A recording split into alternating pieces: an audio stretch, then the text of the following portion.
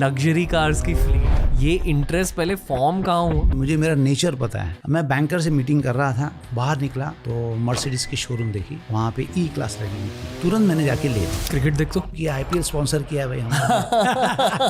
सबसे best move क्या थी आपकी बिजनेस में? एंजल वन बैलेंस शीट का 70% जितना मेरा कैपिटल था इंटरनेट ट्रेडिंग में लगा दिया। जब मैंने लॉस किया उस टाइम पे शाम को गाड़ी लेके जाओ, अच्छे मूड में रहो। आप शार्क टैंक देख रहे हो? टीवी पे जो शार्क टैंक चल रहा है वो कमर्शलाइज वर्जन है। जब पैसा लगाना होता है ना, जो उस नजरिए से हम प्रोजेक्ट देखते हैं ना, वो 2 मिनट में 5 मिनट में डिसीजन नहीं ले सकते। धीरूभाई अंबानी के बारे में आप सोचते हो? 3-4 जनरेशन ऑफ एंटरप्रेन्योर्स वो एक इंस्पिरेशन थे। मैं फॉर्चुनेट हूँ कि मैं उनसे मिल चुका हूँ कि पूरी फैमिली ने बहुत मेहनत किया है। आज जो हमको दिखता है ना, वो ग्लैमरस साइड दिखता है कि जब भी कोई डिसीजन लेना होता था ना, after dinner also they to go to office so that they are able to attend the call and give a decision. आपने ब्रोज को भी कुछ चीजें दी है? जितने मेरे कजिन्स थे या फैमिली मेंबर्स थे, उनको एक ही बात कही मैंने, देखो यहाँ पे मेरी ग्रिप अच्छी है, कुछ चीज़ एक्सप्लोर करने की कोशिश मत करना, सीधे मेरे पास आ जाना। उनकी वैल्यूएशन 500, 1000, 1500 करोड़ है। वाह। So when we meet we are all happy because सब जने साथ में पैसा कमाया। दोस्तों, इस साल के आईपीएल में आपने एंजल वन की ब्रांडिंग देखी होगी। एंजल वन इनकी ही कंपनी, आज की गेस्ट की कंपनी है। इस डील की वैल्यू है 410 करोड़, यानी कि इन्होंने इस एडवर्टाइजमेंट पर 410 करोड़ का खर्चा किया है। ये सिर्फ उनके आईपीएल मार्केटिंग की कॉस्ट है। तो आप ही सोचो कि किस तरह का रेवेन्यू इनकी कंपनी देखती होगी। पर ये भी जानो कि इनकी शुरुआत हुई है मुंबई के एक मिडिल क्लास फैमिली से। आज हमने बहुत मजेदार कॉन्वर्सेशन करी about the rich life, the luxurious life. पर उस लग्जूरियस लाइफ की असलियत क्या होती है, उन गाड़ियों के पीछे कितने सालों की मेहनत लगी है, इन सारी चीजों के बारे में भी बात करी। अगर आपको इंस्पिरेशन चाहिए ना आज के एपिसोड से, तो आई प्रॉमिस यू इंस्पिरेशन से ही ज्यादा कुछ मिलेगा। आपको रियलिटी भी मिल जाएगी, आपको मोटिवेशन भी मिल जाएगी।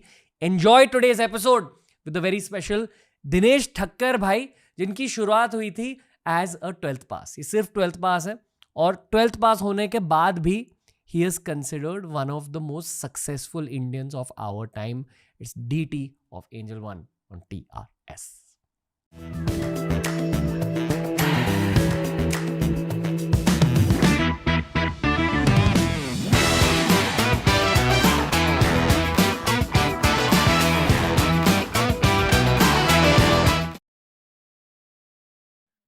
आज TRS में DT का स्वागत है।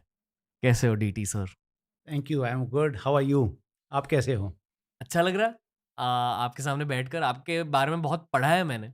तो ये मेरे जॉब का एक बहुत बड़ा पर्क होता है, ब्लेसिंग होती है मेरे जॉब की, कि जिन लोगों के बारे में आप पढ़ते हो गूगल पे, न्यूज़पेपर्स में, वो अब मेरे घर में है। तो काफ़ी क्यूट लाइफ है मेरी। मुझे नहीं लगता है कि आई थिंक मुझे कुछ ज़्यादा ही क्रेडिट मिल रहा है। आज तक मेरी बुक लिखी हुई नहीं है। नहीं, पर आप एक एनिग्मेटिक फिगर हो, यानी कि लोग आपके बारे में जानते हैं, कुछ चीज़ें जानते हैं।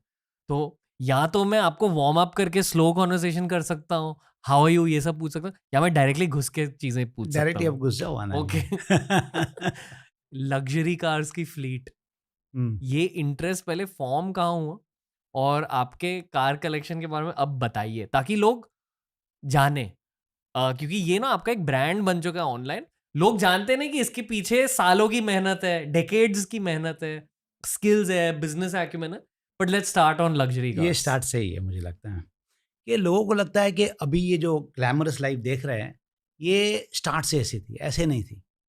मैंने जब करियर स्टार्ट किया था उस टाइम पे मेरे पास साइकिल थी, एंड साइकिल से टू व्हीलर के बाद में बिजनेस स्टार्ट किया।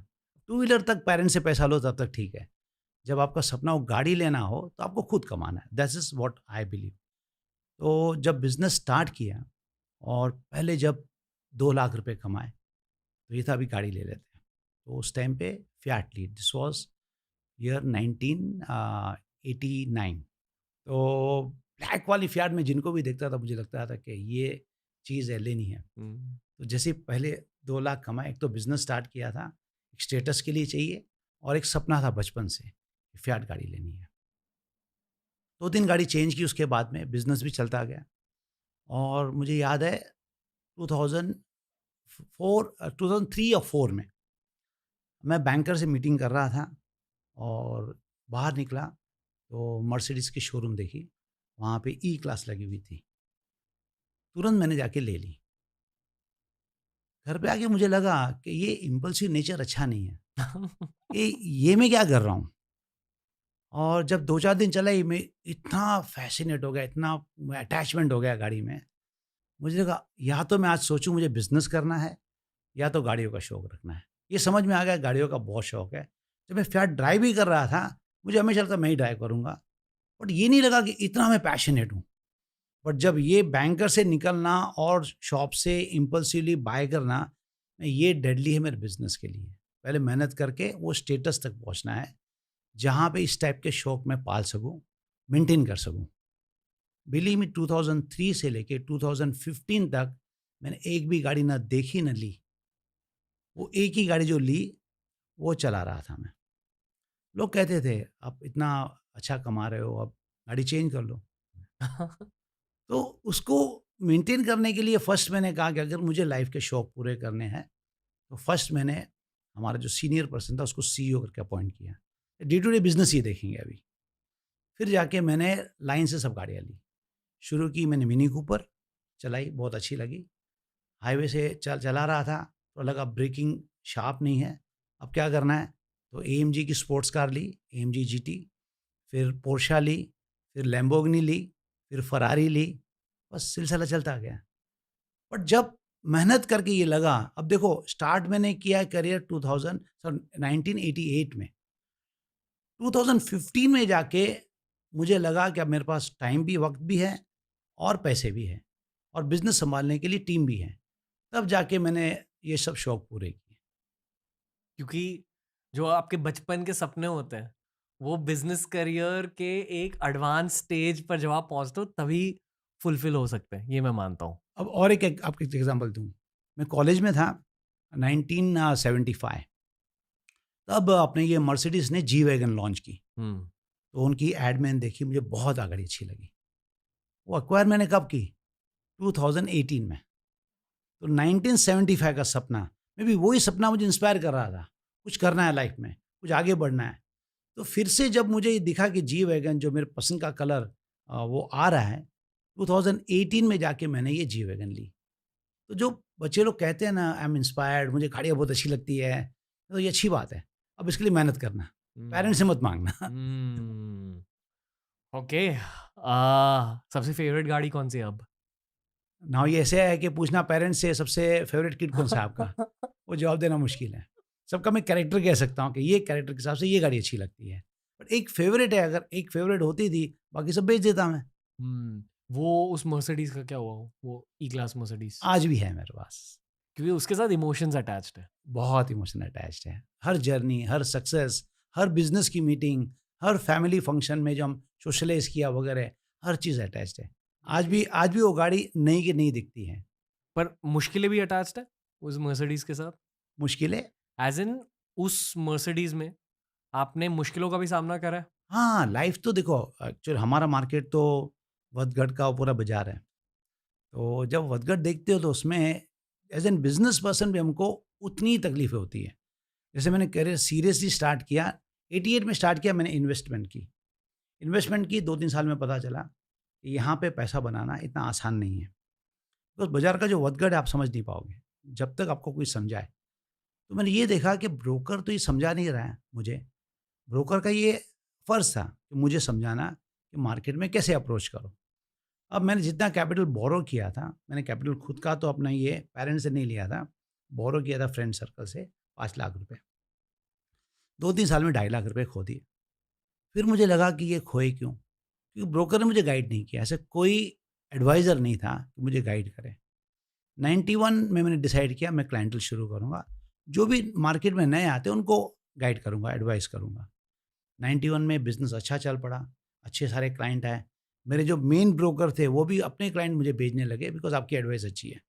92 में हर्षद मेहता स्कैम, जितने पैसे कमाए वो तो गए और क्लाइंट का जो डेबिट था मुझे चुकाना है। तो ये हुँ। जो उतार-चढ़ाव है तो बाज़ार में चलता ही रहेगा। उसके बाद में सेबी बना, रेगुलेशन आए वगैरह, बट तब तक मैं कहूँगा कि बिज़नेस के उतार-चढ़ाव चलते ही रहे। तो उसमें सिर्फ़ ये रखना हिम्मत कि भई जो हमको विज़न दिखा नेक्स्ट 25 साल का, वो इंटैक्ट है। बाकी बाजार की वदगड़ तो चलती ही रहेगी। जब बाजार की वदगड़ होगी, आपके बिजनेस में उतार चढ़ाव आएंगे।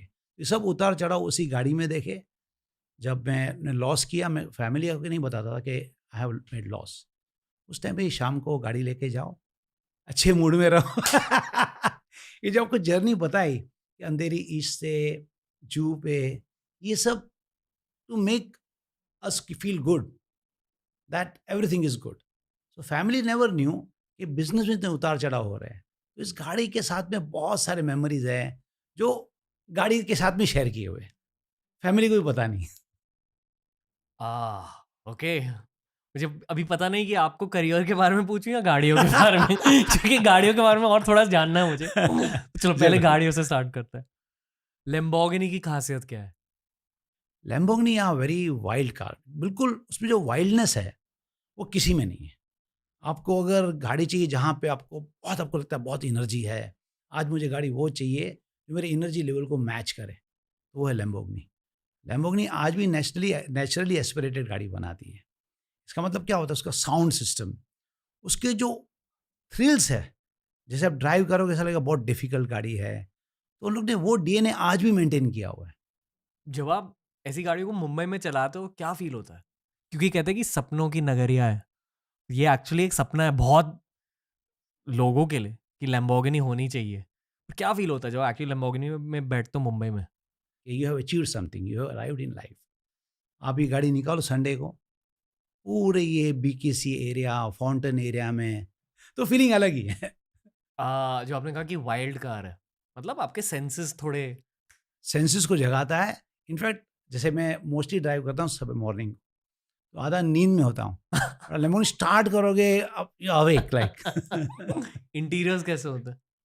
इंटीरियर्स तो उनके बहुत डार्क होते हैं, नॉट नेसेसरी डार्क, वैसे मोस्टली आप देखोगे इंटीरियर्स बहुत श्रिंक होते हैं, बिकॉज ये गाड़ियाँ बनी है परफॉर्मेंस के लिए, ये लग्जरी के लिए नहीं बनी है। तो बहुत लोग को लगता है लैम्बोर्गिनी में बैठना बहुत अच्छा लगेगा। अब अपने वाइफ को बिठा दो या गर्लफ्रेंड को बिठा दो, तो वो कहेगी कि यहाँ पे मज़ा नहीं आता है, आपको ड्राइव करने में मज़ा आएगा, कोई पैसेंजर इसमें मज़ा नहीं करेगा। तो ये गाड़ियाँ वैसी बनाई हुई है, बिल्कुल लो, तो बैठने का कंफर्ट नहीं। आप म्यूज़िक सिस्टम चालू करोगे तो इंजन का साउंड इतना है कि आपको गाना सुनाई नहीं देगा। अपने ब्रो को बिठा दो साथ में ताकि ब्रो को लगे आप boys you made it. That is what I feel, that when a person is passionate about अपने ये स्पोर्ट्स कार ना, वो बहुत अप्रिशिएट करता है, उसको लगता है ये गाड़ी चाहिए। तो इसलिए मेरे जितने भी आप देखोगे इंस्टाग्राम पे फैन फॉलोइंग है, वो यूथ है, यंग है, उनको एक राउंड दो तो उनको लगता है हमने हेवन देख लिया। क्यों हेवन देख लिया? क्यों? क्योंकि उनका सपना है कि मुझे एक दिन ये गाड़ी लेनी है। तो जब बैठते हैं उनको लगता है हमारा सपना आधा तो पूरा हो गया। पता है सर, आज की सोशल मीडिया ओरिएंटेड दुनिया में ना बहुत सारे लोग फेम को चेस करते हैं कि बेसिकली शोहरत चाहिए हमें, ताकि हर जगह जहां हम जाए लोग पहचाने, इसलिए लोग इन्फ्लुएंसर करियर स्टार्ट करते हैं, कंटेंट क्रिएशन। बहुत सारे लोग ना फिल्मों की दुनिया को टारगेट करते हैं एज द नेक्स्ट स्टेप। पर मैं ये मानता हूँ कि एक्चुअली पैसों को टारगेट करना चाहिए, क्योंकि एट सम पॉइंट ना आपका फेम चले जाता है पर पैसा कहीं नहीं जाता अगर आप स्मार्ट होंगे तो अगर आपको मनी मैनेजमेंट आती है ना, आपका पैसा कहीं नहीं जाएगा। करेक्ट टू से? ना, मुझे लगता है कि आदमी को चेस करना चाहिए हैप्पीनेस। तो पैसा मीन्स है, जहाँ पे आपको पहुँचना है। फेम भी क्यों चाहिए? You want to be happy, you want to feel good, you want to feel at home. तो कब कब ये फेम अच्छा लगता है, और कुछ टाइम के बाद में आपको ही खाने लगेगा। बट हैप्पीनेस जो चीज़, आप हैप्पीनेस को चेज करोगे, उसके लिए मनी चाहिए। तो आप जो भी मेहनत करो, कमाओ, मनी इसलिए कमाओ, यू वांट, आपको जो हैप्पीनेस जिसमें मिलता है वो चीज़ करनी है। जैसे मुझे हैप्पीनेस गाड़ी चलाने में मिलती है, किसी को हैप्पीनेस मिलेगा वेकेशंस करने में, किसी को हैप्पीनेस मिलता है अपने ये फैमिली मेम्बर्स को सपोर्ट करना या सोसाइटी को सपोर्ट करना, किसी को हैप्पीनेस मिलती है स्पिरिचुअल बनना। तो उनके लिए मीन्स हो सकता है, पैसा हो सकता है, बट अल्टीमेटली आपको ये एम करना है। फेम इनिशियली आपको अच्छा लगेगा, नहीं आपको लगेगा कि लोग मुझे जानने चाहिए, बट कुछ आई थिंक इरा के बाद में आपको लगेगा मुझे हैप्पीनेस चाहिए, मुझे जो करना है वो करने की छूट होनी चाहिए। लग्जरी का मतलब क्या होता है? मुझे जो करना है मैं कर सकता हूँ, दैट इज लग्जरियस लाइफ। ये आपको कब पता चला लाइफ में, ये जो जिंदगी का रहस्य है कि खुशी के पीछे दौड़ना चाहिए, या पहले से ऐसे ही सोचते थे कि ये एक रियलाइजेशन थी? मुझे ऐसा नहीं लगता कि किसी स्टेज पे जाके मुझे ऐसा लगा कि ऐसे सोचना चाहिए। बट क्या होता है कि एक स्टेज आता है लाइफ में, जब आपको क्लैरिटी ज़्यादा आती है कि मैं कर क्या रहा हूँ, क्यों कर रहा हूँ। अगर मनी के लिए होता था तो कब से मैं करियर क्विट कर देता था। जब मैंने ये बिज़नेस स्टार्ट किया था, मैंने अपने वाइफ़ को कहा कि 40 लाख बन गए ना, तो हम यहाँ से बैंगलोर शिफ्ट कर लेंगे, बिकॉज़ वो ग्रीनरी, वो बंगलोज़, उसका कॉस्ट उतना ही था। बट वो होने के बाद में ये लगा नहीं कि मुझे स्टॉप करना है। क्यों नहीं? क्योंकि लगा विज़न तो काफ़ी बड़ा था कि रिटेल पीपल को हेल्प करना। रिटेल तो आ रहे हैं, इतने खुश हो रहे हैं, और जब वो खुश हो रहे हैं, आई कैन फ़ील मेरे जो अर्ली डेज़ थे वैसी मिस्टेक्स वो लोग नहीं कर रहे। कर रहे तो मैं उनको बता रहा हूँ क्या मिस्टेक कर रहे हैं। I was feeling lots happier. But ये धीरे-धीरे पता चलता है I am feeling happier if I am involved, मैं इस बिज़नेस में इन्वॉल्व हूँ, मैं अपने पर्पस पे इन्वॉल्व हूँ, मुझे बहुत खुशी मिलती है। तो 2015 में मैंने सीईओ को अपॉइंट किया, मुझे लगा अब मुझे पैशन के लिए टाइम निकालना है। निकाला, गाड़ियाँ चलाई, भरपूर चलाई, और अनफॉर्च्यूनेटली 2020 में he was diagnosed with cancer and he died. So I have to come back to this centre stage. फिर से मैं अपने पर्पस पे लग गया। तो मुझे लगता है कि रियलाइज़ेशन फेजेज़ में आया है। ऐसा नहीं था कि पहले मैं पैसे को चेज़ कर रहा था, अचानक अब हैप्पीनेस को चेज़ कर रहा हूँ। अगर आप अब उस 18 साल के डीटी से मिलते, क्या कहते उसे? उससे यही कहते हैं जो भी तूने लाइफ़ में किया सही किया। जो भी किया it is good. Many times सबको लगता है कि मैं ये कहता कि ये मिस्टेक मत करना। मिस्टेक तो मैंने बहुत की।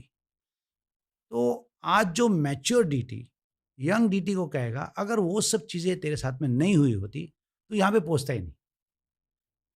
हमको बुरे एक्सपीरियंस मिले, बुरे लोग मिले। बुरे लोग ने क्या किया? कुछ नया सिखाया। नया सिखाया जहाँ पे हम बड़ी गेम के बारे में सोचने लगे। आपको इंसिडेंस देता हूँ। 91 में जैसे ही मैंने ब्रोकिंग स्टार्ट की, 92 में अरशद मेहता क्राइसिस हुआ। तब तक मैं अपना साल का अपना ये 40-50 लाख कमाता था। क्राइसिस के हिसाब से क्लाइंट लोगों ने जो पेमेंट मुझे नहीं की वो करीबन 1.5 करोड़ था। मैंने अपने क्लोज़ सर्कल से ये पैसा लिया और वो मेरे क्लाइंट भी थे। बट अब मुझे लिया, मुझे पेमेंट भी करना है। अब मुझे वो सोचना है जहाँ पे मैं 1 डेढ़ करोड़ कमा सकूँ। अब जो बुरा हुआ मेरे साथ में, इसीलिए मैंने अपनी ऑर्बिट बढ़ाई कि अब 1.5 करोड़ 2 करोड़ कैसे कमाया जाए। तो उस हिसाब से मैंने अपना बिज़नेस बढ़ाया, अपनी सोच बढ़ती है। मैंने देखा जब क्राइसिस आती है ना, उस वक़्त आपका माइंड बहुत अलर्ट रहता है, बहुत नई-नई चीज़ें सोचते हो। तो ऐसे हर फ़ेज़ में बुरे लोग आए, बुरे फ़ेजेज़ आए। बुरे फ़ेजेज़ और बुरे लोगों ने जो मुझे सिखाया ना, आज तक अच्छे फ़ेज़ ने नहीं सिखाया। सबसे बुरा कौन था? सबसे बुरा तो मतलब नाम मत लो, बट बता दो कि क्या किया था आपके साथ? नहीं, देखो जब इनिशियली मैं मार्केट में आया, हम लोग आते हैं एक हम्बल टेक्सटाइल बिज़नेस से। हम एक-दूसरे पे ट्रस्ट बहुत रखते हैं। तो जब मैं फैमिली से अलग सोच के मैं बिज़नेस कर रहा था, हालाँकि मैं उस बिज़नेस में नहीं था, बट मुझे था मुझे अकेले अलग से करना है। तो अकेले अलग से करना है तो बहुत ऐसे लोग मिलते हैं जो मैनिपुलेट करते हैं। आपको पता नहीं कि ये लोग मैनिपुलेट कर रहे हैं। तो जैसे स्टॉक मार्केट में जब आया, तो मैंने 1-2 को पार्टनरशिप दी थी। उन्होंने या अपना ट्रेड करके या अपने रिलेटिव्स को पैसा देके काफ़ी हद तक मुझे नुकसान पहुँचाया। तो मुझे लगता है फ़ेजेज़ में बहुत सारे हुए, फिर रियल एस्टेट में इंटरेस्ट था, तो एक को ब्लाइंडली पैसा दे दिया मैंने, और उसमें भी क्या हुआ, धोखा हुआ। तो इनिशियल जितने लोग मिले मेरे फ़ेज़ में, फिर आधा आदमी अलर्ट होता है, कहता है नहीं, किस पे फ़ेथ मत करो, एक कंपनी बनाओ। वहाँ पे हम लोग ने एंजल ब्रोकिंग कंपनी बनाई कि जो भी है आप ही हैंडल करो, जितना सँभाल सकते हो ना वो आप ही सँभालो। तो ये फ़ेजेज़ में वो जो फ़ेज़ था 90 से लेके 2001 तक, बहुत ख़राब फ़ेज़ था। बहुत सारे मार्केट में मैनिपुलेशन हुए, एक-दूसरे को लोग मैनिपुलेट कर रहे थे, सिर्फ़ अपने फ़ायदे के लिए। ऐसे बहुत सारे फ़ेजेज़ देखे, बहुत सारे लोग हैं। आप उस फ़ेज़ के बाद उन लोगों से मिले कभी? मेरी एक हैबिट है, इनफैक्ट जब भी उनके साथ जैसे रियल एस्टेट का मैं बात कर रहा हूँ, वो जो पार्टनर था, जो मेरा प्लॉट था, जब उन्होंने कहा कि अभी ये सुलट नहीं सकता है, अंडरवर्ल्ड वाले लोग इन्वॉल्व हो गए हैं, या तो मैं उनके पीछे लग के लीगल केस करके अपना 1-2 साल खराब करूँ। मुझे लगा इससे बेहतर है मैं उनको भूल जाऊँ और 1-2 साल अपने बिज़नेस में लगाऊँ। और उसी हिसाब से मुझे लगता है आज जो भी मैं बना हूँ, फॉरगेट, उसके पीछे लगोगे ना, कुछ है नहीं। मैं आप सोचते भी नहीं। नहीं, मैं सोचता भी नहीं। मैं सोचा एक रात मेरी नींद बहुत डिस्टर्ब हुई। नेक्स्ट डे मॉर्निंग उठ के मैंने कहा या तो मैं ये जो गुस्सा है मन में रखूं, फिर आप क्या करोगे, 2-4 ऐसे लोग ढूंढोगे जो उसको डराएं। अगर आप भूल जाते हो तो आपका प्रोजेक्ट क्या बनता है, आपको बिजनेस में क्या करना है, आज कहाँ से स्टार्ट करना है वहीं से स्टार्ट करो। वहाँ से बिलीव मी, जिन लोग ने मेरे पैसे खाए ना, आज भी कहीं पर भी नहीं है। और मैंने वो स्क्रैच के साथ में, जीरो के साथ में स्टार्ट जो किया ना, उसके बाद में ये सब बना है, सबके लिए वेल्थ बनी। सो मुझे लगता है ये कभी कभी लाइफ में खराब इंसिडेंस होता है ना, भूलना बहुत मुश्किल है, उसको भूल जाना चाहिए। तकलीफ होती है 1-2 दिन, मेडिटेट करो, भूलने की कोशिश करो। उसके पीछे लगोगे कुछ रिकवरी नहीं होगी, सिर्फ एक सेटिस्फेक्शन होगा, हमके पीछे लगा उसको ही बर्बाद कर दिया, उतना कर पाओगे। या तो अपने आप को आबाद करो या तो उनको बर्बाद करो। मैं खुद की लाइफ की एक स्टोरी शेयर करना प्लीज चाहूँगा। या एक much smaller version of the same concept है, पर जो आपने अब कहा ये बहुत ज़रूरी है, क्योंकि एक्चुअली ना आप यहाँ अबंडेंस माइंडसेट के बारे में बात कर रहे हो कि ठीक है कोई ना, मैं और पैसे कमा लूँगा। ये बेसिकली लॉजिक यही है। Right right. तो जब कंटेंट क्रिएशन की जस्ट शुरुआत हुई थी, मेरे 1-2 साल खत्म हो चुके थे, ठीक है? तो तब हमें ब्रांड डील्स मिलते थे अच्छे खासे। अब बहुत अच्छे हो गए, मतलब बिकॉज़ विद टाइम अब कंपाउंडिंग तो हो आपका जाता बहुत नाम हो गया है। पर तब जस्ट स्टार्ट हुआ था ये बिजनेस, ठीक है? इन्फ्लुएंसर मार्केटिंग के थ्रू थोड़े पैसे कमा रहे थे। तो मैं मेरे एक बचपन के दोस्त से मिला, बहुत प्यारा इंसान है, उसकी फैमिली बहुत प्यारी है। वो हमें क्लबिंग करने लेके गए, ठीक है? और हम क्लब हॉपिंग गए, यानी कि अलग-अलग क्लब्स गए, ठीक है? और हर जगह ना उसने बिल भरी। एंड में जो लास्ट वाला क्लब था, मेरी उस वक़्त की गर्लफ्रेंड ने उनसे बिल ले ली, मुझे दे दी और बोला कि अच्छा अभी आप भरो। तो जब मैंने वो बिल खोली, वो मेरे 2 महीने की सैलरी थी उस फ़ेज़ के। और मैंने देखा ना, कुडन्ट से नो, पर मैंने वो भरा। मतलब 2 महीने की सैलरी भर दी, हम्म, वो क्लबिंग के बिल में। हम्म, बुरा लगा, हम्म, अ, घर गया, हम्म, शूट किया, हम्म। अगला वाला कैंपेन किया और उसके बाद मैंने मेरे पार्टनर को कॉल करके बोला कि यार, जो मेरे बिज़नेस पार्टनर थे, कि मुझे इतनी मेहनत करनी है कि ये वाली बिल ना एक टाइम के बाद छोटी लगनी चाहिए मुझे। Exactly, that is my point. ये सब चीजें ना अपने को नेक्स्ट लेवल पे लेके जाती है। क्योंकि बहुत दर्द होता है। बहुत दर्द होता है। उस मोमेंट में बहुत दर्द होता है कि ये क्या, मतलब इतनी घिसाई कर रहा हूँ, 2 महीने की सैलरी। तो आप समझो कि ऐसे इंसिडेंट्स बहुत जरूरी है लाइफ में, जो आपको नेक्स्ट ऑर्बिट में लेके जाए। तो जो भी आपके साथ में बुरा होगा या बुरा काइंड ऑफ लाइक इंसिडेंस हुआ, वो आपको नेक्स्ट लेवल पे लेके जाता है। पर अगर आप क्रिप करोगे, उसमें झगड़ा करोगे, कुछ नहीं होगा। क्या होगा, आपको अपने आप को ही तकलीफ देनी है। और अक्सर लोग यही करते हैं, या क्रिप करते हैं, कंप्लेन करते हैं, फ्यूचर के बारे में नहीं सोचते हैं। एग्जैक्टली।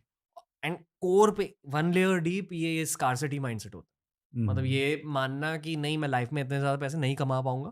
अगर कुछ पैसे मैं खो चुका हूँ, मतलब मुझे उन खोए हुए पैसों के लिए झगड़ना है अब। एग्जैक्टली। पर क्यों झगड़ना है यार, पैसे बनाओ। तो वही, अगर अपने आप पे विश्वास है, अपॉर्चुनिटी बड़ी दिखती है, भूल जाओ। सेल्फ बिलीफ, या सेल्फ। मेन चीज सेल्फ बिलीफ होती है यहाँ। क्योंकि एक्चुअली लॉन्ग टर्म बिजनेस में ना लॉसेस तो होंगे ही होंगे। आई एम श्योर कि आपके इस स्टेज में दैट इज माई पॉइंट, कि आप एक विजन रखो, मुझे यहाँ पे पहुँचना है, यहाँ पे पहुँचूंगा तो क्या मिलेगा। और बीच में काफ़ी चेंजेस आएंगे, काफ़ी क्राइसिस आएगी, काफ़ी अपने बिजनेस में तो रेगुलेशन वगैरह भी आएंगे। बट आप वो समझो, ये जो विजन है आपका जो 10 साल का, वो चेंज हुआ है, नहीं चेंज हुआ है। अगर आपको लगता है कि आप इतने लोगों को इन्फ्लुएंस कर सकते हो, उसका एक नंबर डालोगे, 10 साल में, 8 साल में पूरा मीडिया को डिसरप्ट करेंगे। बीच में कुछ कुछ चेंजेस आएंगे, चैलेंजेस आएंगे, बट वो अगर अपॉर्चुनिटी चेंज नहीं हुई है, तो ये छोटी छोटी चीज़ें भूल जाना चाहिए। ओके। वाओ, मुझे मजा आ रहा है आपके साथ बात करके। Thank you. फरारी फरारी में क्या फील होता है आपको? Ferrari is an excellent car. Like Ferrari में क्या है, वो पॉशनेस है, वो डिज़ाइन है, वो इंजन का जो अपना ये साउंड है, किसी भी इंजन का साउंड इतना स्वीट नहीं हो सकता है। जैसे लेम्बोर्गिनी वाइल्ड है, ये स्वीट कार है। कोई डाउन साइड होते हैं ऐसी गाड़ियों की? डाउन साइड तो ये होते हैं, बहुत लो होती है। तो अपने बॉम्बे में जो बड़े बड़े स्पीड ब्रेकर बनाते हैं, उसको क्रॉस करने में जो एक बार लगता है, वो जो पिंच होता है। क्या होता है मतलब लगने के बाद जब वो ये हो जाता है गाड़ी पे, कुछ रिपेयर वेपेयर करना पड़ता है? नहीं, वैसे तो नीचे प्लेट होती है, ज़्यादा डैमेज कुछ नहीं होता है। और जो आवाज़ आती है ना, तो वहाँ पे बिल्कुल आप बहुत बहुत बहुत बहुत ऐसे लगता है किसी ने अपने बच्चे को थप्पड़ मार दी। That's the only downside. That's the only down side, otherwise everything is fine. जब आप पैशनेट हो ना गाड़ी के लिए, तो देखो ये गाड़ी आपको, अगर आपको इंडिया में रहना है, कोई ये कहता है यहाँ पे कहाँ पे चलाओगे, पैशनेट हो आप गाड़ी लेके जाओगे, हाईवे लेके जाओगे, वहाँ पे कोई स्पीड ब्रेकर नहीं है, आप चलाओ जितना घंटे चलाना है। कैसा लगता है हाईवे पे? बहुत अच्छा लगता है, बहुत, वो फीलिंग अलग है कि वो जो ये सब गाड़ियाँ हैं ना, जब आप रेव करते हो, मीन्स मतलब इंजन की जो हाँ वो जो sound, this is good one. वो जो फीलिंग है, देखो एक बार आप बैठ के आप रेव कर सकते हो, और जब गाड़ी स्पीड में चल रही है और ये रेविंग साउंड आ रहा है, बहुत मजा आता है, वो अलग एड्रेनलिन थ्रिल है। बिल्कुल आपको लगता है कि बहुत अपने ये अलग वर्ल्ड में आ गए, बिल्कुल जो वर्ल्ड आपने देखा नहीं है, वो फीलिंग ही अलग है। थोड़ा ना, मतलब मैं अभी कंफ्यूज हो चुका हूँ, क्योंकि पूरे 20s में पता था कि अभी नेक्स्ट ये करना है, नेक्स्ट वो करना है। अब कुछ नहीं पता, क्योंकि दुनिया बहुत फास्ट बदल रही है, स्पेशली मीडिया में। बहुत लोगों के करियर ख़त्म भी हो रहे हैं झट से, पर क्योंकि सर्वाइव किया है हमने 9 ईयर्स के लिए, हमारे इंडस्ट्री में एवरेज करियर 3 ईयर्स लॉन्ग, तो ऑलरेडी 9 ईयर्स अभी सर्वाइव कर चुके हैं, तो थोड़ा वो सेल्फ कॉन्फिडेंस है कि हाँ कुछ तो सेल्फ करना है। कॉन्फिडेंस इसीलिए इन्वेस्टर चाहिए। वो जब सेल्फ कॉन्फिडेंस आता है ना एक एंटरप्रेन्योर में, वो आपको नच करता है। ज़्यादा कॉन्फिडेंट मत हो जाओ, कभी भी ये ट्रेंड चेंज होता रहेगा। ट्रेंड जब चेंज होता है, क्या आप अपना मार्केट शेयर बढ़ा पाए? अगर बढ़ा पाए तो आप अजाइल हो, कनेक्टेड हो। जैसे मैंने अपना करियर स्टार्ट किया, तब तो ये जो आप ट्रेड देख रहे हो डिजिटल आज हो रहा है, वो तो हर पाने में लिखा जाता था कि मैंने आपसे ये शेयर लिए, उनको ये शेयर बेचे, उनको एक्सचेंज में पाना बेचना पड़ता था। आज जो आप ट्रेड करते हो इंस्टेंटली हो जाता है। तो ये ट्रेंड जो चेंज हुए, इसमें screen based trading I, internet trading I, फिर मोबाइल ट्रेडिंग आई, फिर अब डिजिटल वर्ल्ड आया, अभी AIML की बात कर रहे हैं। तो इम्पोर्टेंट क्या है कि जब मैंने ट्रेडिशनल बिजनेस स्टार्ट किया, किसी अच्छे पोजीशन पे था, बहुत सारे ट्रेडिशनल ब्रोकर चेंज नहीं कर पाए, कॉम्प्लेसेंट हो जाते हैं कि हम पैसा कमा रहे हैं, हम सक्सेसफुल है। बट जब आप एक्सटर्नल दुनिया देखते हो कि मेरे यूज़र मुझे इतने ही करने थे, आज मैं खुश हूँ, मैंने पैसा कमाया इसलिए, क्या मुझे मार्केट शेयर मिल रहा है, क्या मैं नए यूज़र को वैसे ही सेटिस्फाई कर रहा हूँ? इनिशियल आपने स्टार्ट किया था, तो जैसे आपको फीलिंग थी कि ये यूज़र को क्या चाहिए, जब बड़ा मास हो जाता है तब वो सेम फीलिंग लाना ज़रूरी है। तब जो ट्रेंड चेंज होगा, आप उनको बराबर गाइड कर पाओगे और बिज़नेस में रह पाओगे। इसलिए ये बहुत इम्पोर्टेंट, जो कहते हैं 3 साल में जो हट जाते हैं बिज़नेस से, कॉम्प्लेसेंट हो जाते हैं। उनको फिर रहता है हम पॉपुलर हो गए, हम फेमस है, हमको गिरा नहीं सकता है। नोबडी इज़ एज़ बिग, के कोई गिरा नहीं सकता है। इम्पोर्टेंट है कि नया मार्केट मिल रहा है, आ रहा है, उसमें आपका मार्केट शेयर कितना है? आज आप गिन लो, मुझे पता नहीं कौन से टूल्स है आपके पास, एक मार्केट शेयर होगा आपके पास। हर साल आपको देखना आपका मार्केट शेयर बढ़ना चाहिए। जो नए यूज़र आ रहे हैं, आपको उतना तो मार्केट शेयर गेन करना है, और नए यूज़र क्योंकि बहुत अपना ही डिजिटल सेवी है, आपका मार्केट शेयर उसमें बढ़ना चाहिए। ओके। अब 2008 के पहले आपके पास इन्वेस्टर्स नहीं थे आपके नो, साथ? मतलब इन्वेस्टर थे फुल्ली वो, जो फ्रेंड से लिए थे मैंने, वो 90 90 1994 94 में। 94 उसके के 92 में लिया था, डेट लिया था, उसको कन्वर्ट किया इक्विटी में 94 95 करीब। 96 में कंपनी ये ऑफिशियली कॉर्पोरेट बनी। उसके पहले मैं सब ब्रोकर था। तब आपको किसने सिखाया था ये सब? क्योंकि बेसिकली आपने सिर्फ 12th स्टैंडर्ड पास किया है, आपने MBA किया नहीं है, तो सीखा कैसे ये सब? वक्त बातचीत से? वक्त वक्त मतलब? वक्त मतलब एक्सपीरियंस। जब आप आते हो, जैसे मैंने कहा था, मुझे बिजनेस का बहुत शौक था, टेक्नोलॉजी यूज़ करनी थी, मुझे कुछ अलग प्रोजेक्ट के लिए पैसे बनाने थे। पैसे तो चले गए यहाँ पर, तो ये जो पैसे चले जाते हैं, वो जो हंगर होता है, तब होता है कि मुझे कुछ सीखना है। अब मुझे यहीं से अपने यहाँ पे अपॉर्चुनिटी बड़ी दिख रही है, तो आप क्या करते हो कि ये जो मैंने लॉस किया, क्यों किया, मुझे कंपनी की बैलेंस शीट समझ में नहीं आ रही थी, तो बैलेंस शीट पढ़ना शुरू की। ये सारे टेक्निकल एनालिसिस जो वो करते हैं, उसमें क्या क्या टूल्स यूज़ करते हैं, तो बुक्स लेके वो सब पढ़ी। तो वो पढ़ा तो मैं, बट वो पढ़ा मैं जो करियर के लिए इम्पोर्टेंट था। तब भी शौक ये था मुझे पढ़ना है, बट रिलेटेड टू मुझे पहुंचना कहाँ पे करियर में, सेल्फ एजुकेशन। तो ये सेल्फ एजुकेशन स्टार्ट हो गया कि मुझे आज ये तकलीफ है, ये सीखना है। तो जो जो क्राइसिस आ रही थी, मुझे पुश कर रही थी कि क्राइसिस क्यों आई, कैसे तुम अवॉइड कर सकते थे। तो और मैं शार्प और शार्प होता गया। तो मुझे लगता है कि ये सारी जो मैंने पढ़ाई यहाँ पे की है, आज भी हमारे पास आईआईटियंस, आईआईएम सब है। आज भी जब उनसे बात करते हैं हम कनेक्टेड हैं। आप में और उनमें फ़र्क क्या है कोर में? I am sure they are great professionals etcetera, पर आप में और उनमें फ़र्क क्या है? क्योंकि IIT, IIM top of the line education मानी जाती है भारत में, और आपने सिर्फ 12th स्टैंडर्ड पास किया। What is the difference? मुझे लगता है जो एंटरप्रेन्योरशिप होता है ना, वो आप बर्थ से ही लाते हो। स्किल सेट वगैरह सब आप बाद में सीखते रहते हो। एंड अगर आपको कॉम्प्लीमेंट करना है जो आपको नहीं आता है, पढ़ाई आपको कंप्लीट कराती है। बट जिन्होंने देखा होगा ये चीज़ बर्थ से है ना, बहुत जल्दी पढ़ाई छोड़ देंगे। उनको पता है कि जो उनको करियर में अचीव करना है ना, ये 4-5 साल मेरे जाने वाले हैं। मैं कभी एजुकेट ये नहीं करूँगा कि लोगों को नहीं पढ़ना चाहिए। मेरे बच्चे भी सब एमबीए पढ़े हुए हैं। एक यूएस में, एक यूके में पढ़ा हुआ है। बट कुछ फॉर्च्यूनेट लोग होते हैं, उनको अर्ली साइन आ जाती है कि मुझे ये समझ में आ रहा है जो मुझे लाइफ में करना है। फिर वो जो करते हैं उससे रिलेटेड जो पढ़ाई करते हैं, लोगों से मिल के या कोई बुक पढ़ के या कोई ऑडियो बुक सुन के, आजकल तो सोशल मीडिया में काफ़ी नॉलेज मिल जाता है। वो बहुत शार्प हो जाते हैं, मुझे कहाँ पे पहुँचना है। तो फ़र्क ये है, एक आईआईएम, आईआईटी जो करता है उसको जॉब लेना है। तो उसको आप कहीं पर भी लगा दोगे, वो आपको बेस्ट सॉल्यूशन देगा। और उनमें से कुछ होंगे जिसको ये एंटरप्रेन्योरशिप समझ में आती है ना, या तो पूरा कंप्लीट नहीं करते, कंप्लीट करेंगे तो कुछ-कुछ बिज़नेस भी सक्सेसफुली होंगे। बाकी ये लोग जो इनकी जो नॉलेज है, इनके पास जो स्किल सेट है, इसमें अच्छा एंटरप्रेन्योर टॉप पे आ जाए ना, तो काफ़ी वंडरफुल जर्नी दोनों की हो जाती है।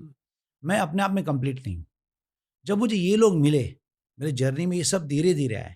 जैसे हमारा मार्केट जब शुरू हुआ था तब तो ग्रेजुएट मिलना भी मुश्किल है। आज मैं देखता हूँ मुझे अगर कुछ बड़ा ड्रीम है, बड़ा कुछ करना है, कॉन्फिडेंस क्यों आता है कि मेरे पास एग्ज़ीक्यूट करने वाले, स्ट्रैटेजी बनाने वाले लोग हैं। मेरे पास लोग हैं जो कहाँ पर भी अगर मैं मिस्टेक कर रहा हूँ, उसके पहले चेक कर सकते हैं, उनके पास अच्छे मॉडल्स हैं। तो वो जो पहले मैं मिस्टेक करता था, कुछ सोचा मैंने, इम्प्लीमेंट किया, 1-2 साल मार खाई, राइट करने में 2-3 साल लगे, तो 5 साल लग जाते थे। आज ये लोग एक ही दिन में मॉडल बना के बता सकते हैं कि आपके गैप्स कहाँ पर है। तो वो जो चीज़ मुझे 5 साल लगते हैं, तो अभी 5 महीने लगते हैं। क्रिकेट देखते हो? क्रिकेट देखना शुरू किया, आईपीएल स्पॉन्सर किया है भाई हमारा। इसमें भी देखो, मैं बहुत अपना ये फ़ोकस्ड पर्सन हूँ। ये जब मैं क्रिकेट देखता था ना 83 में, तब तक मैं क्रिकेट बहुत देखता था। तब तक मैं कॉलेज में था वगैरह। तब जब मैंने ये देखा कि ये इसका एडिक्शन बहुत ख़राब है। अगर बिज़नेस में ध्यान देना है, तो क्रिकेट का अगर फर्स्ट मैच देखा ना, आप एडिक्टेड हो जाते हो। फिर आपको फॉलो करना है। तब से मैंने क्रिकेट देखना बंद किया। लास्ट मैंने कपिल देव वगैरह ये सब देखा। अभी हमने आईपीएल स्पॉन्सर किया, तो अब हमारी मार्केटिंग नहीं पूछती है, आपने देखा अपना एक्सपोज़र कहाँ पे आया? आपने देखा अभी ये क्या हो रहा है? अब मुझे लगा दिया वापस देखने के लिए। अब 1-2 मैच देखने के बाद में अब लत लग गई, देख रहे। देख रहे हो अभी? अभी देख रहे हैं। ओके। आईपीएल में जो मार्केटिंग आपने करी, आपको फ़ायदे मिले उसकी वजह से? अभी जस्ट हमने इसी सीज़न में किया हुआ है। तो अभी पता चल रहा अभी है। पता चला, अभी तो जस्ट 5 मैच हुई है, 5 या 6 हुई है। Comfortable sharing some details of the deal? या it is in public this thing that we are paying every year. हमने पे किया है 82.5 करोड़। और इसके अलावा टीवी राइट्स वगैरह, टीवी पे खर्चा करना पड़ता है वगैरह। तो ये इसकी फिगर्स है। फिगर्स काफ़ी आईपीएल के बड़े हैं, तो इसलिए हर साल मैं अवॉइड करता था कि बड़े स्पोर्टिंग इवेंट में नहीं जाना है। कि हमारे मार्केट में इन्वेस्टर कितने थे? टोटल पॉपुलेशन के 1.5-2% इन्वेस्टमेंट करते थे। अब जब 14 करोड़ इन्वेस्टर आ गए, तो मैंने कहा अब राइट मौका है, तो बड़े इवेंट्स है उसमें स्पॉन्सरशिप ले लें। इसके पीछे बिजनेस लॉजिक यही था कि आईबॉल्स चाहिए थे?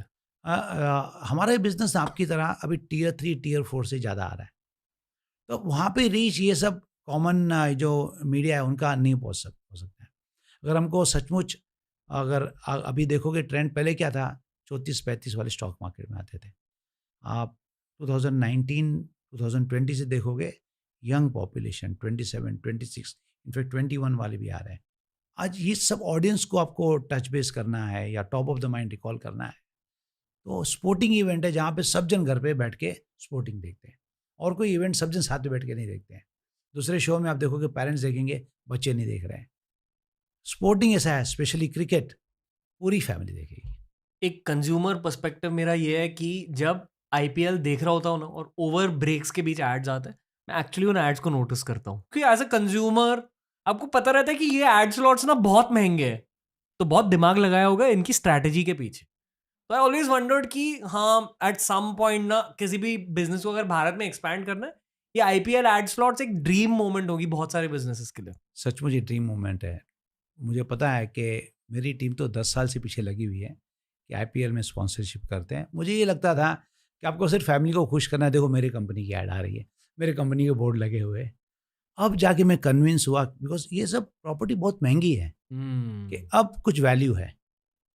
क्योंकि जो लोग आ रहे हैं, यूथ, वुमेन, टियर 3, उसके आगे जो लोग हैं वो आईपीएल को फॉलो करते हैं। आईपीएल में ऐड, आईपीएल में जो भी पैसे लगाते हो, अब कुछ बेनिफिट है। प्लस आई फील कि हर बिजनेस में ना एक कोर मेंटालिटी होती है। जैसे कि अगर मैं चाहूँ भी ना, I will always be a creative core mentality, कुछ डिजाइन विजाइन टाइप चीज रहेगी, पर आपकी कोर मेंटालिटी फाइनेंशियल है क्यों आपकी शुरुआत हुई थी स्टॉक मार्केट में, या या वहां से आकर आपने ये ऐप बनाई है, but core mentality is financial.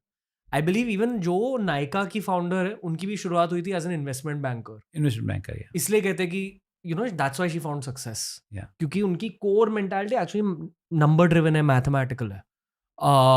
तो आई एम श्योर कि जब आप इतना ज्यादा खर्चा कर रहे होंगे आईपीएल के एड स्लॉट्स में, कुछ एक्चुअली फाइनेंशियल एंगल होगा, आरओआई के बारे में आप सोचते होंगे, रिटर्न ऑन इन्वेस्टमेंट। पहला मैच था, मैं बैठा हुआ था, बीसीसीआई के लोग बैठे हुए थे, जी।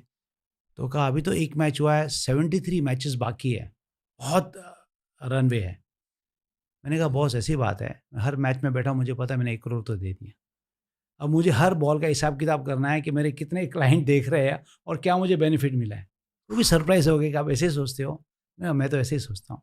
ये सुनील गावस्कर जी से बात हुई, मैं तो पहले दिन मिला, मुझे पता है कि ये नंबर ही सोचेगा। तो हमने लाइफ ही वही निकाली। हम अगर खर्चा करते हैं तो हमको आईपीएल मजा करना होगा तो हम बॉक्स ले लेंगे, टिकट ले लेंगे, फैमिली के साथ में, फ्रेंड के साथ में बैठ जाएंगे। यहाँ पे अगर खर्चा करते हैं तो बिल्कुल बनिए का हिसाब है। हम अगर 1 रुपया खर्चा करते हैं, हमको 2 रुपये बनाने हैं। नहीं, that's how business should be. मतलब आई फील बहुत सारे यंग बिजनेस और बहुत सारे लोग जो बहुत ज्यादा पैसा रेज कर लेते हैं ना, उड़ाते हैं पैसों को। ओ दैट इज़ रॉन्ग थिंग। क्या होता है कि अगर आपने जो भी पैसा रेज किया, आप ट्रस्टी बन गए, आप उनको रिटर्न देना है, ये आपकी जवाबदारी है। तो हर रुपया आप जो स्पेंड करते हो, जैसे मैंने शुरू में जब कैरियर शुरू की ना, तो मैंने अपने कैपिटल बहुत लुटा दी। तब मुझे टेंशन नहीं था, मेरा ही कैपिटल है। जैसे ही मैंने कैपिटल रेज किया 2008 में, हर एक रुपये का मैं हिसाब किताब रखता था कि कहाँ पे खर्चे कर रहे हैं, इसका प्रॉफिट कब तक आएगा। हम्म। तो ये बहुत इंपॉर्टेंट, जब रेज करते हो आपकी जवाबदारी और बढ़ जाती है, ये आपका पैसा नहीं है। तो ये वहाँ पे जैसे मैंने कहा, कॉर्पोरेट गवर्नेंस वगैरह हर चीज़ चाहिए, जो आपको बताया कि ये जब खर्चा कर रहे हो, इसका ये रिस्क है। आपने कैलकुलेट किया, ये 1 रुपया खर्चा है कि इसका 2 कब बनेगा, तो हुआ नहीं। एक फेज़ आया था, वीसी फंडिंग चालू ही था। आप थोड़ा भी कुछ कर लेते हो, वीसी फंड दे रहा है आपको, बट प्रॉफिट कब आएगा, वो प्रमोटर पे थोड़ा प्रेशर लाना बहुत ज़रूरी है। जो भी आप खर्चा कर रहे हो, आप कमाने वाले कब हो, कैसे कमाने वाले हो। वो अगर नहीं है, आप खर्चा कर रहे हो क्योंकि पैसा मिल रहा है, क्या हुआ, अब पैसा मिलना बंद हो गया, लोग तकलीफ में हैं। उनको पता नहीं है नेक्स्ट राउंड कहाँ से उठाए, अब किधर लग गए, प्रॉफिट बनाना है। अब देखो सबकी मेंटेलिटी है और अप्रोच है, प्रॉफिटेबल कंपनी बनानी है। हर एम्बिशियस बंदे की ना 2 ड्रीम्स होती है। पहली ड्रीम ये होती है कि वाइफ को या जो मेरी लाइफ में गर्ल है उसको बहुत ज़्यादा दूँ, और दूसरी ड्रीम ये रहती है कि जो मेरे साथ ब्रोज है उनको बहुत ज़्यादा दूँ। आपने ब्रोज को भी कुछ चीज़ें दी है? अ, जब मैंने ये अपने स्टॉक मार्केट का बिजनेस स्टार्ट किया, जितने मेरे कजिन्स थे या फैमिली मेम्बर्स थे, उनको एक ही बात कही मैंने, देखो यहाँ पे मेरी ग्रिप अच्छी है, कुछ चीज़ एक्सप्लोर करने की कोशिश मत करना, सीधे मेरे पास आ जाना। एंड उनको मैंने क्या किया कि कंपनी के शेयर्स देता गया। अगर आप मेहनत कर रहे हो, आपके घर के खर्चे तो नहीं है, आपके घर के खर्चे मैंने कहा पेरेंट्स उठा रहे हैं, मैं सबको जानता था। तो जितने भी आप पैसे कमा रहे हो, लगाते जाओ इसी कंपनी में। तो हर एक फैमिली मेंबर का एक स्टेक है एंजल में अभी। उनकी वैल्यूएशन 500, 1000, 1500 करोड़ है। वाह। तो आई फील सो गुड कि भाई उन्होंने एक तो फर्स्ट ऑफ ऑल ट्रस्ट रखा मेरे पे, कैश की जगह पे कहा ठीक है आपने शेयर्स ही दे दो, और आज इतनी वैल्यूएशन बढ़ गई है।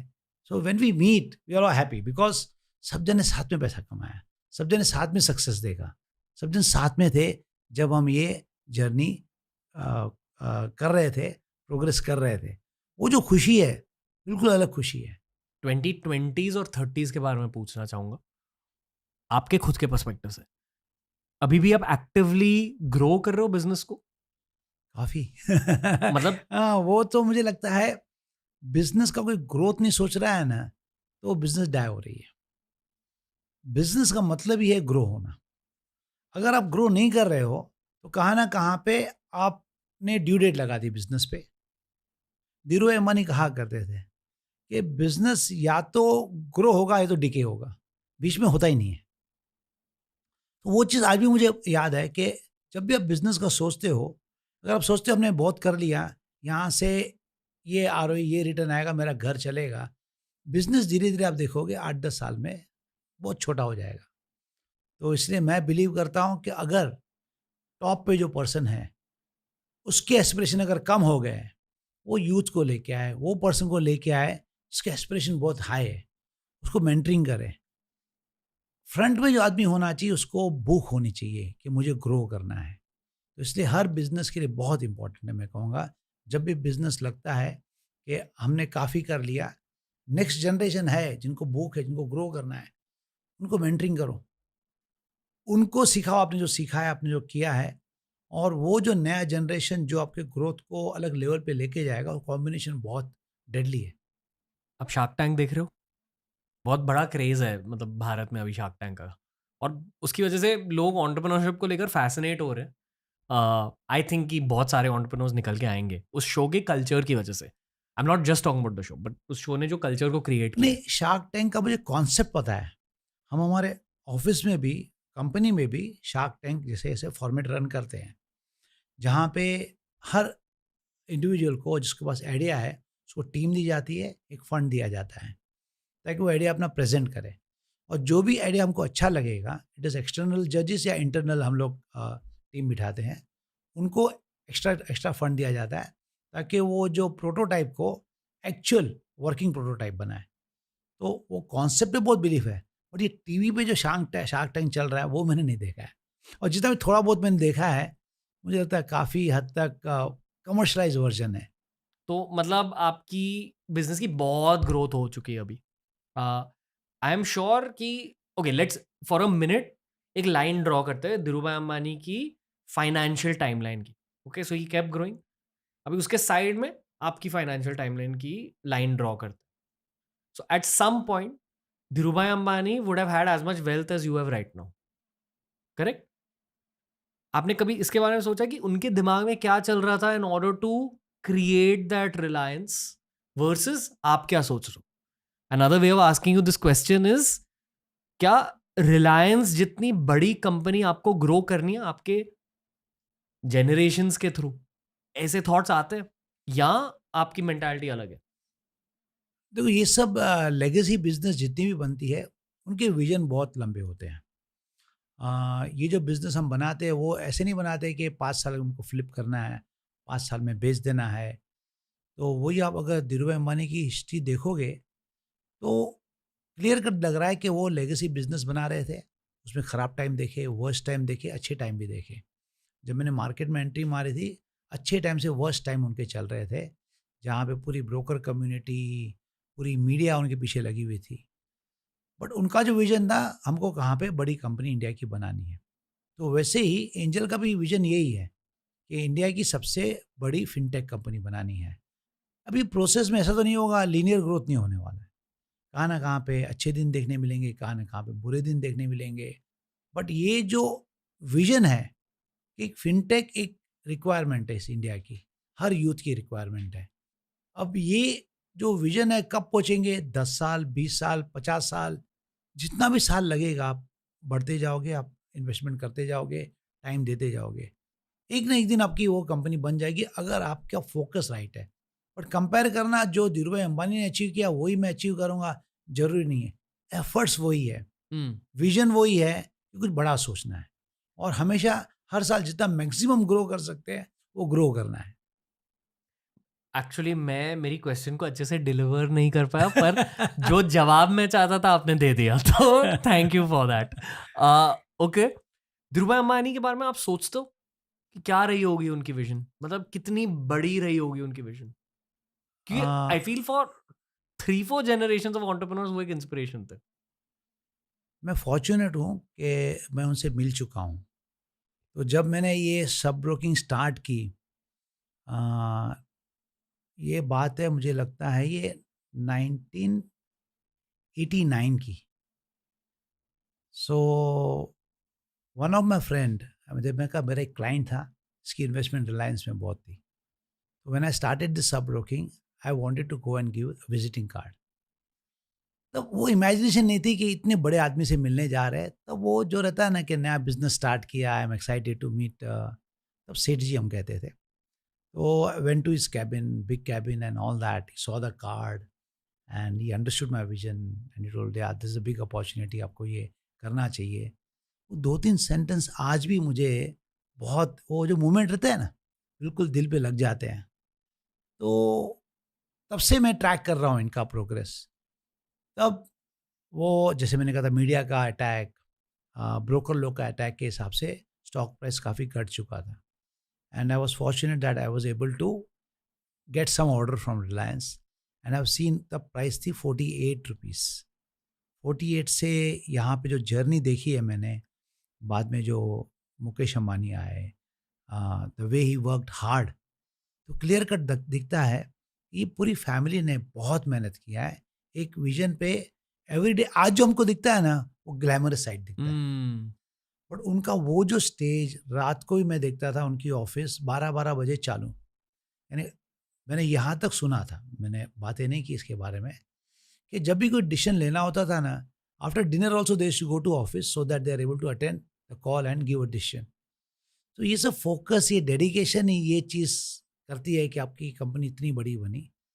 तो वो जो इम्पोर्टेंट है कि आप जो विजन पे कितना बिलीव करते हो और कितना मेहनत करने को तैयार हो।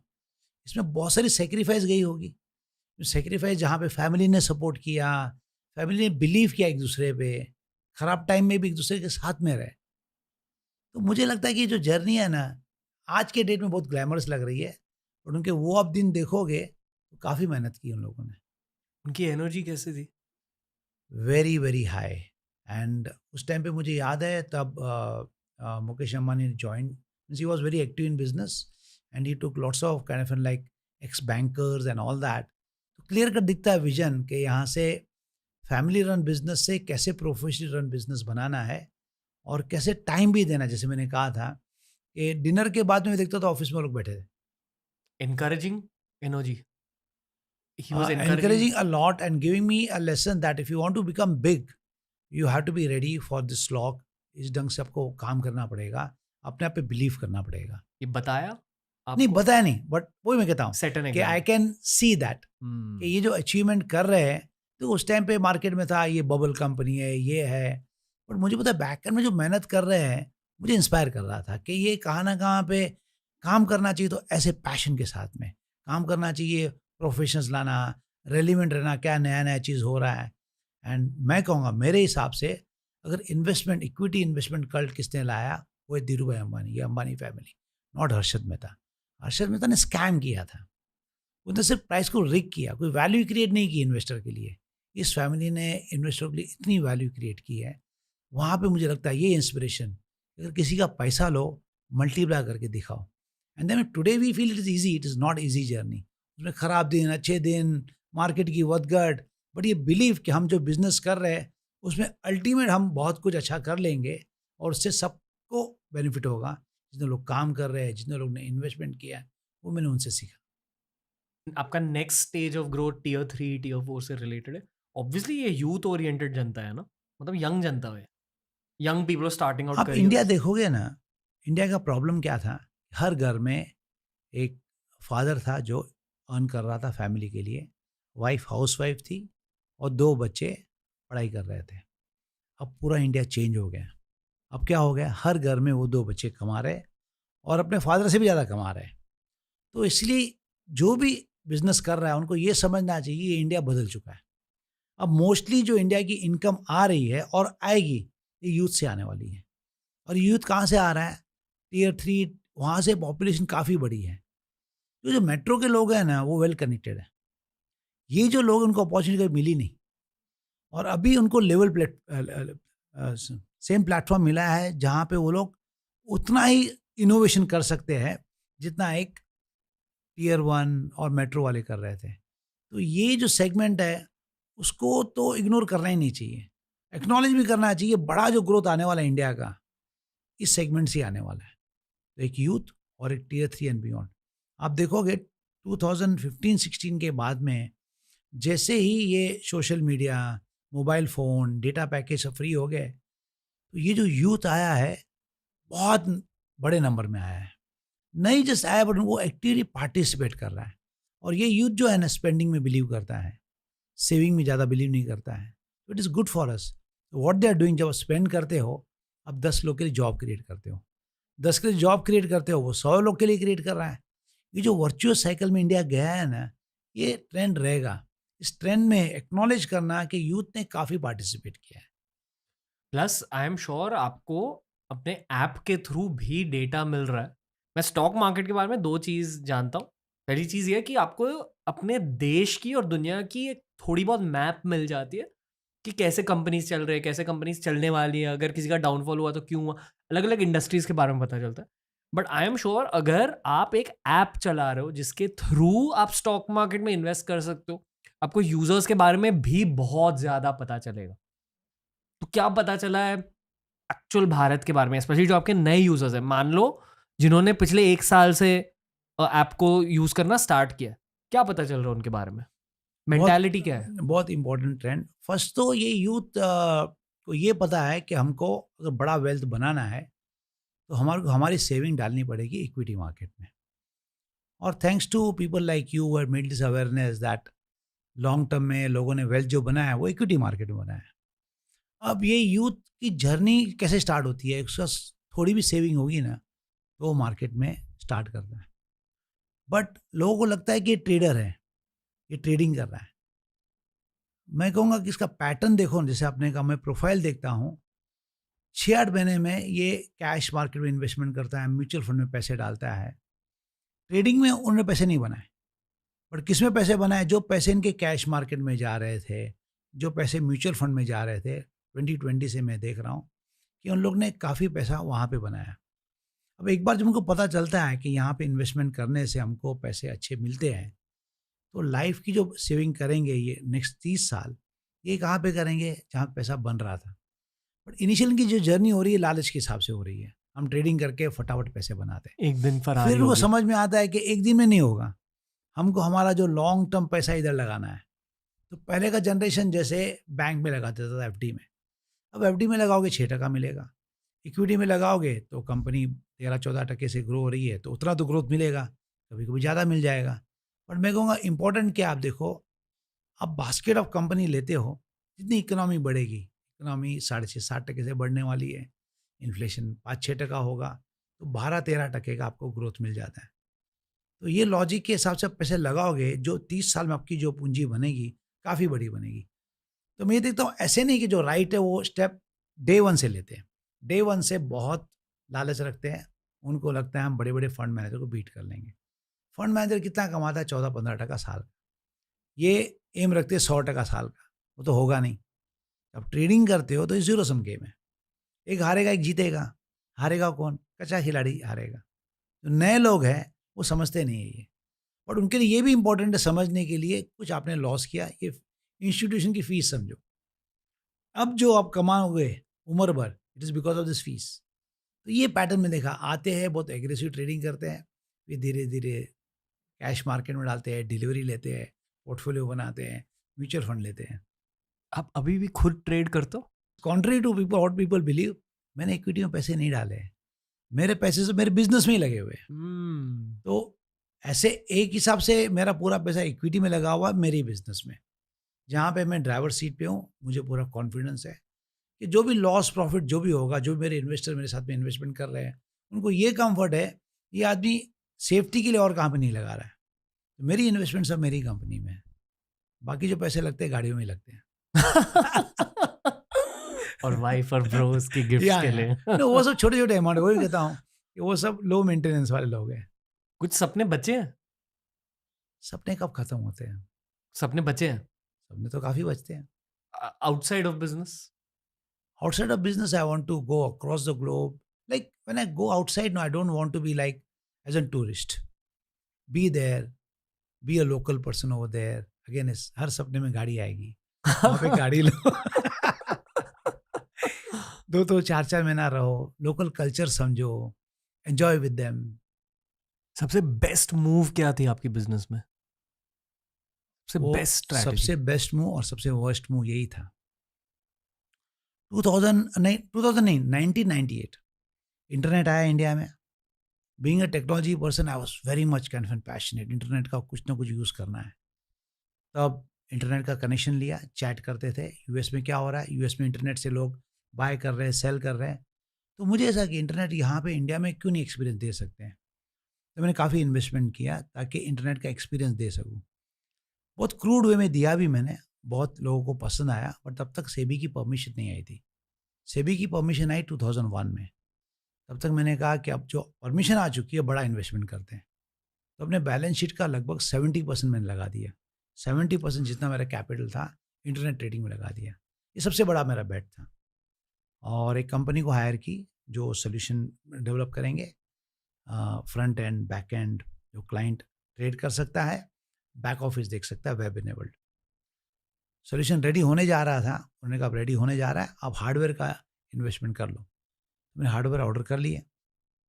हार्डवेयर ऑर्डर किए तो अभी .com बबल हुआ यूएस में। तो ये कंपनी का जो पेरेंट कंपनी था डिफ़ॉल्ट हो गया। तो उन्होंने कहा हमारे पास अब पैसे नहीं है कि हम डेवलप कर सकें, तो आप कुछ और सोचो। मैंने हार्डवेयर में इन्वेस्टमेंट कर दी। 3-4 महीने हार्डवेयर मेरे पास पड़े थे। तो फिर मैंने एक कंपनी से बात की, उन्होंने कहा ये हार्डवेयर तो अभी जूने हो गए, अब तो नए ब्लेड सर्वर्स आ गए, ये आ गए। आई वॉज वरीड, अभी 70% तो मेरा इन्वेस्टमेंट डूब रहा है। तो वहाँ पे सबसे वर्स्ट डिसीजन मैं कहूँगा ये हुआ मेरे लिए। यही सर्वर्स मैंने क्या किए, अक्रॉस इंडिया मैंने डेटा सेंटर लगाए। अब उस टाइम पे डेटा सेंटर सब जगह ऐसे नहीं होते थे। हमने कहा कि डेटा सेंटर लगाते हैं, जो भी हमारा ब्रांच होगा ना वहाँ पर सब ब्रोकर को मॉडेम थ्रू कनेक्शन देते। वहाँ पे कनेक्शन वीसेट थ्रू होता था, वीसेट 5 लाख का होता था, मॉडेम 25,000 का।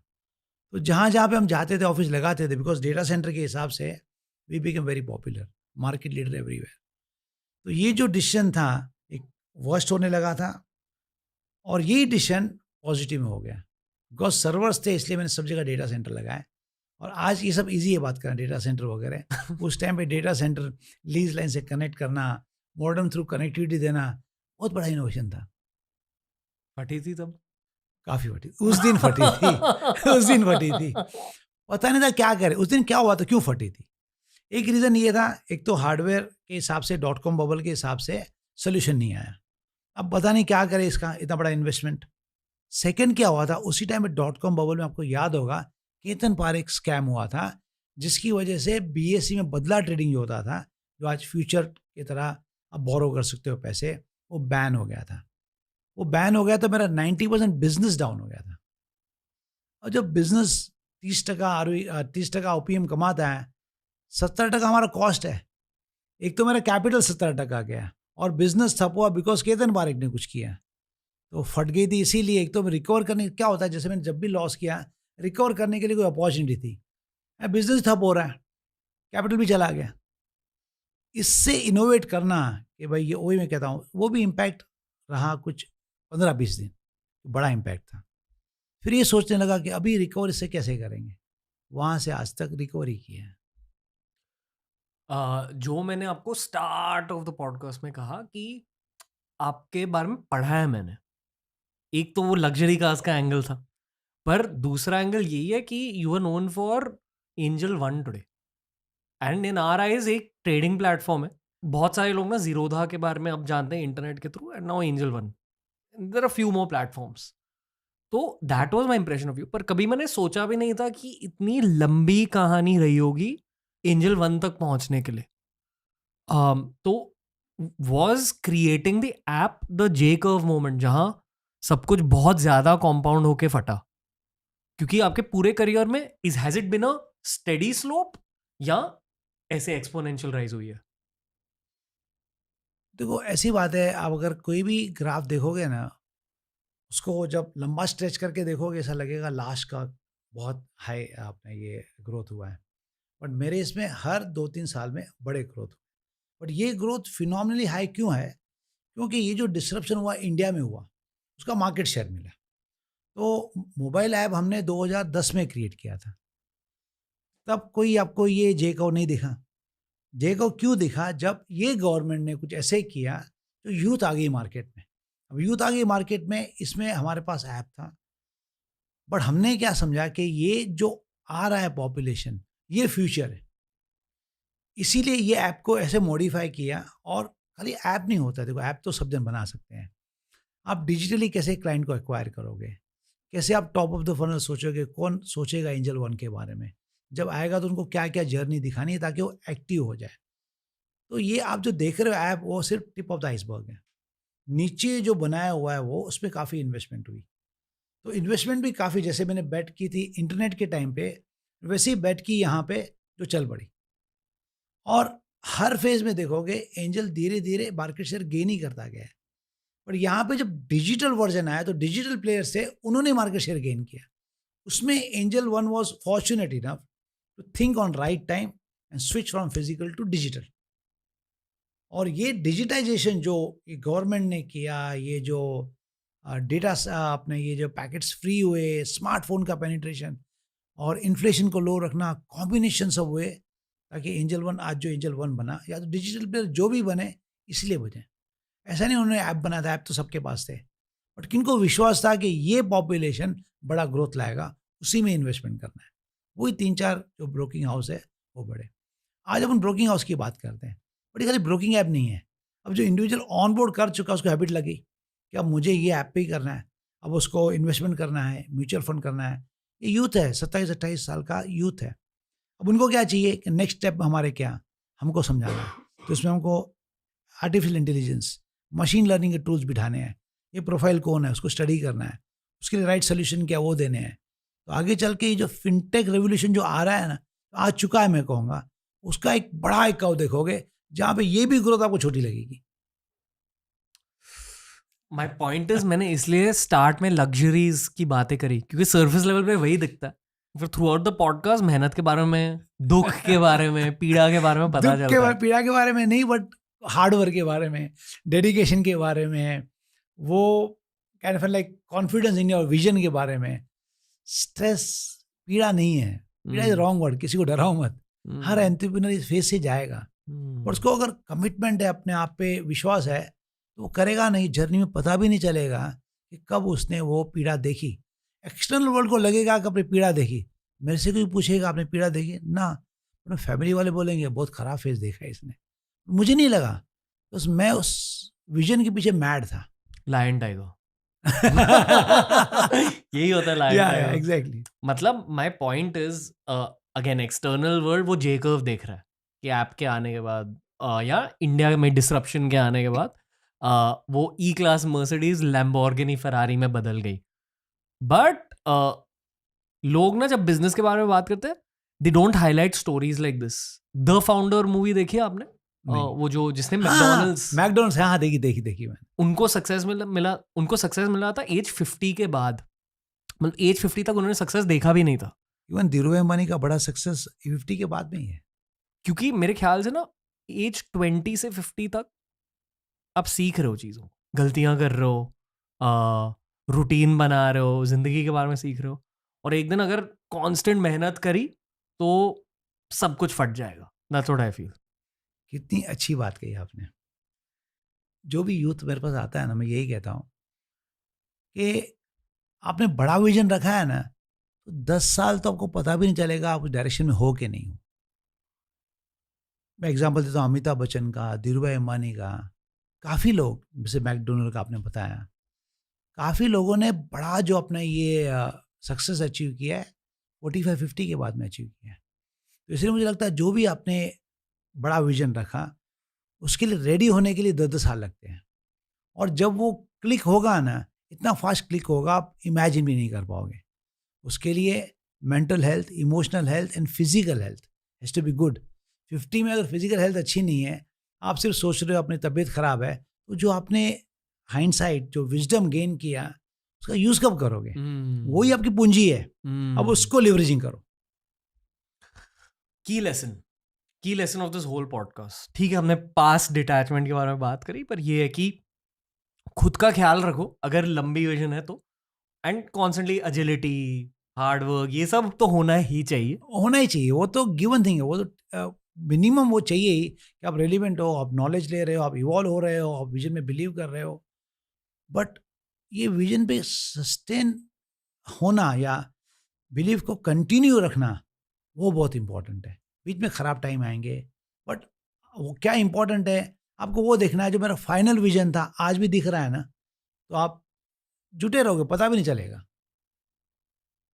डीटी सर, बस यही है आज का। Thank you, don't tell me sir, it's DTG ना। सर ना, ये मेरा मुंह नहीं कह रहा, मेरा दिल कह रहा है। Thank you. So lots of respect, क्योंकि हम भी कोशिश कर रहे हैं कि लायन टाइगर बने, पर जब आप जैसे वेटरन लायन टाइगर मिल जाते हैं, थोड़ा रियलिटी चेक भी मिल जाता है और मोटिवेशन भी मिलती है, और कभी कभी एक ऐसे कंफर्मेशन भी मिलती है कि हाँ जो मैं सोच रहा हूँ शायद सही है। क्योंकि नहीं, सही है, जितनी मैंने आपसे बात की आपका विजन सही है। थैंक यू सर, बहुत कुछ सीखा आपसे, एंड आई एम श्योर कि क्योंकि मैंने बहुत कुछ सीखा, ऑडियंस ने भी बहुत कुछ सीखा। मजा आ गया आपसे बात करके। Thank you very much. Lots of love sir, all the Bye. Best with everything. I am sure you are still getting better at business. Yeah, definitely. So You will see a phase of Angel which you have not seen before. Because we are working on that. As I said that हम एक original vision develop करते हैं जी, उसके पीछे जो भी resources चाहिए, जितनी मेहनत करनी पड़ेगी। आज हमारा विजन क्या है, यूथ को एक ऐसा ऐप देवे, एक गूगल नेविगेटर आपने देखा है राइट, आपको यहाँ से कहीं पर भी जाना होगा, आप वो डेस्टिनेशन डालते हो, आपको विश्वास है आपको नेविगेटर राइट लेके जाएगा।